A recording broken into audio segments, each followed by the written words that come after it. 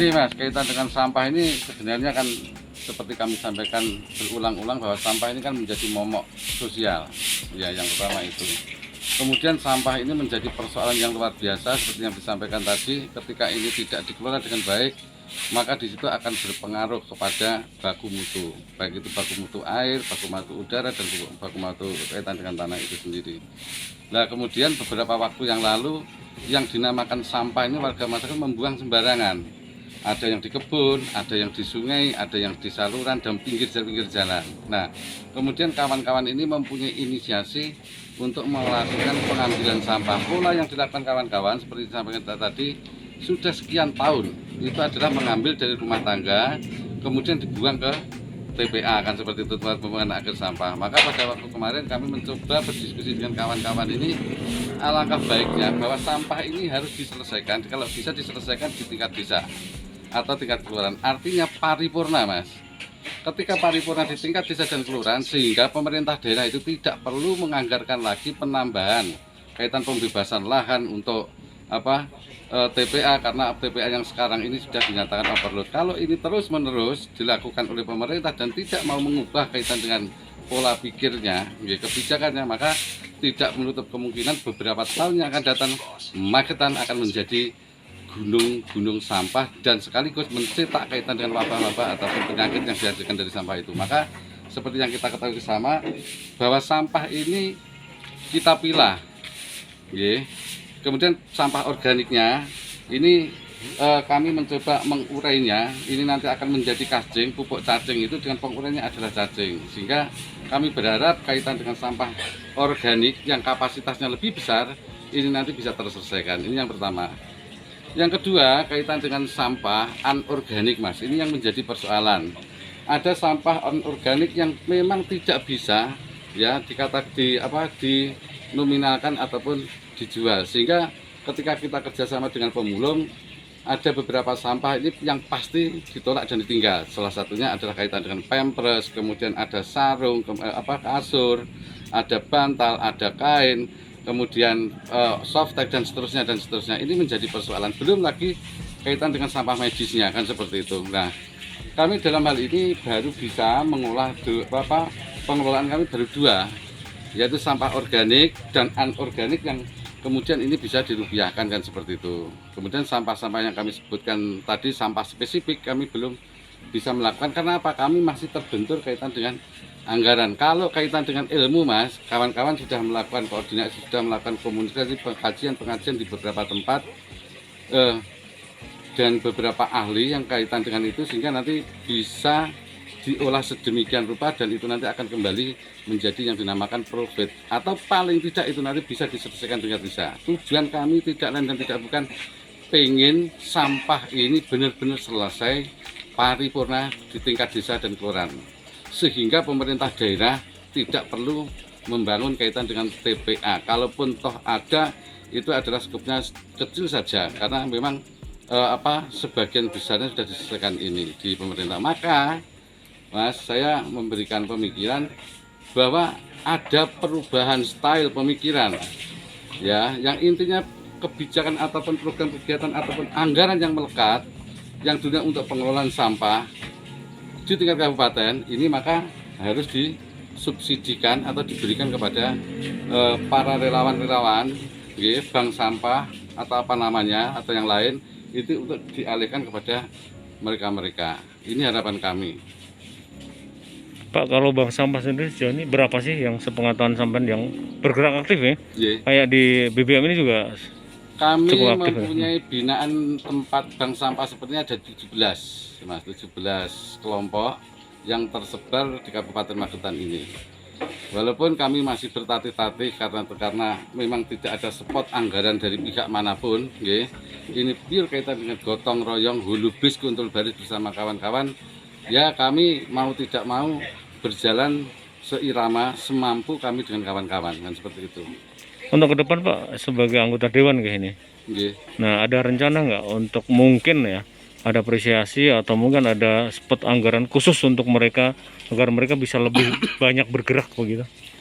seperti yang kami sampaikan di depan tadi, ketika style kemudian pemikiran kita ini semuanya adalah sama Mas, bahwa sampah ini purna selesai di tingkat desa dan kelurahan, maka solusinya seperti yang saya sampaikan tadi, arah kebijakan, program kegiatan yang dulunya melekat di dinas LH suatu misal, di dinas pariwisata suatu misal, di dinas Indak suatu misal, yang berkaitan dengan penyelesaian sampah ini nanti bisa dialihkan. Jadi kami ingin menyampaikan Mas bahwa program ini tidak hanya sekedar menyajikan kaitan dengan input dan output. Ya, tetapi kami ingin program ini selain input output itu juga ada outcome-nya, juga ada benefit-nya, juga ada dampaknya. Seperti itu, sehingga yang dinamakan program kegiatan itu nanti hasilnya itu jelas, dampaknya itu juga jelas. Kan seperti bukan hanya program rutinitas seperti itu saja. Yang ujung-ujungnya hanya bentuk pertanggungjawabannya adalah kertas. Ini yang berbahaya Mas menurut kami. Pak, kalau tadi terkait permasalahan sama ya, dari 17 pasti sama ya, dengan kesulitan mengolah yang pempes, kemudian bol dan sebagainya. Ini ada langkah ke depan, ada rencana nggak mungkin ada kajian atau apa gitu dengan teman-teman yang 17 bank sampah ini Pak? Ya, sebenarnya kami juga mencoba untuk mempelajari kaitan dengan regulasi Mas. Terus yang kedua kalinya, ya kami juga melakukan beberapa analisis bersama kawan-kawan. Yang pertama adalah bagaimana cara penyelesaian sampah yang dinamakan sampah spesifik itu tadi. Apakah kemudian dibakar, terus kemudian diapakan kan seperti itu. Nah, ketika dibakar ini nanti adalah juga harus berpikir kaitan dengan dampaknya. Dampak terhadap baku mutu udaranya seperti apa, signifikan atau tidak, atau bagaimana kan itu juga perlu dilakukan kajian. Dan ini juga memerlukan kaitan dengan sarana prasarana pendukungnya itu tadi. Tetapi kami bersama kawan-kawan tetap mempunyai semangat Mas, semangat yang intinya adalah mengabdi kepada Ibu Pertiwi, dan kemampuan kami saat ini ada seperti ini, sehingga inilah sumbangsih kami kepada yang dinamakan bangsa dan negara, utamanya Ibu Bumi Bapak Pertiwi.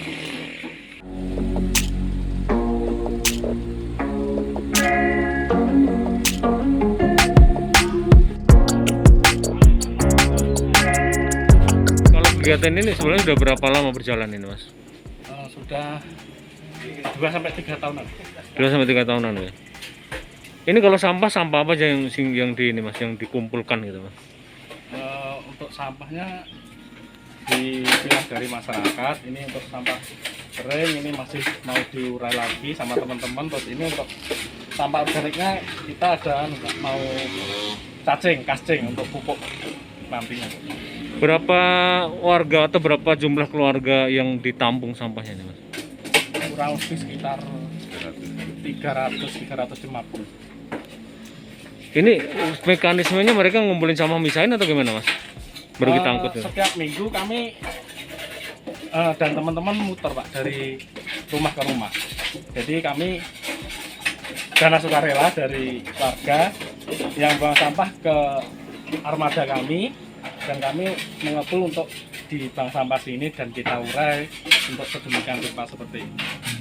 Mas, biasanya ini sampah kalau yang bukan organiknya ini milahnya seperti apa? Manual, teman-teman kerja bakti jadi satu, pilih bersama-sama, nanti yang organik diseleb dengan mesin itu, yang bisa diuangkan, untuk yang nanti masih kita pelajari, untuk yang plastiknya belum dapat gitu ya. Ini mau diapain ini? Iya. Mas, kalau terkait ini yang pengolahan sampah organiknya ini prosesnya dipilah kemudian dihancurin atau gimana? Dipilah, diseleb, jadi dicacah untuk cacing biar lebih enak nyerna, mungkin seperti itu. Gitu ya. Iya. Ini kalau dalam mungkin satu minggu berapa sempat gitu nggak, berapa ton atau apa gitu sampah yang organik ini diolah? Ini sekitar 1,5 kali 7, kan kita per minggu Pak. Per minggu ya. Dan sementara ini mau ditebar atau gimana Mas? Ya, ini siap untuk tempat cacingnya. Mas, ini sudah berapa kali panen yang cacing ini? Baru awal Mas. Ini baru mulai gitu atau? Iya. Oh, iya. Baru awal. Oh dulu sebelumnya yang 2 tahun yang lalu ini masih fokus ke sampah anorganik atau gimana? Sampah lingkungan, jadi fokusnya kebersihan lingkungan, bersih untuk masih buang di sana.